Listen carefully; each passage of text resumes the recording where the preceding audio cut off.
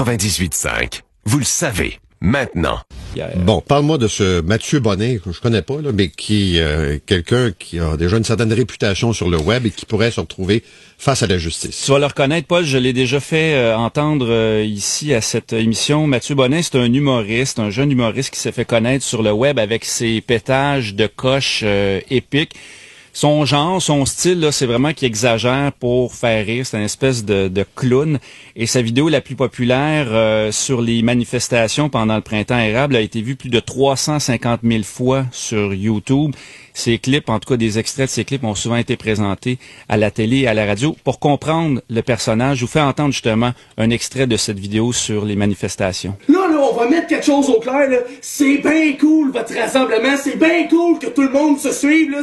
C'est super correct. Mais juste pour ton info, là, vous êtes pas les seuls, les étudiants, à être dans la merde, d'avoir de la misère à arriver, à faire des estis de salaire de merde, puis pas être capable de payer le loyer.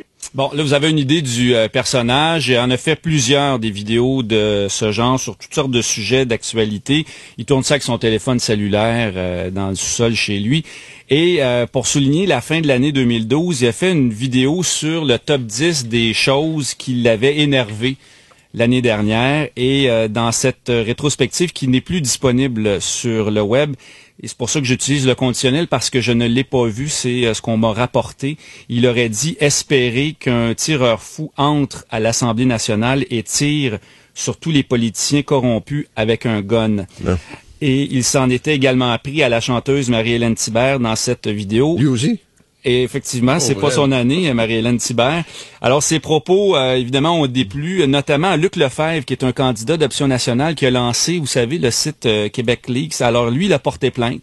Une plainte d'incitation à la haine et à la violence. Alors, Mathieu Bonnet, un peu éberlué, a été rencontré par un enquêteur de la Sûreté du Québec vendredi dernier. Il doit maintenant composer avec une interdiction de publier des vidéos sur le web pour les 2 prochains mois, jusqu'au 20 mars, la date de sa comparution, et on saura d'ici là si la preuve est suffisante pour porter des accusations. Mais hier, sur Facebook, on a échangé un peu. Il me disait que si jamais il y avait des accusations, il allait plaider non coupable. C'était un personnage, j'avais aucune mauvaise intention. Mais c'est le deuxième exemple, là, en quelques semaines, de vlogueurs qui vont peut-être un petit peu trop loin, qui testent les limites de la liberté d'expression sur le web. Très bien. C'est le retour de l'énigme ce matin. Alors,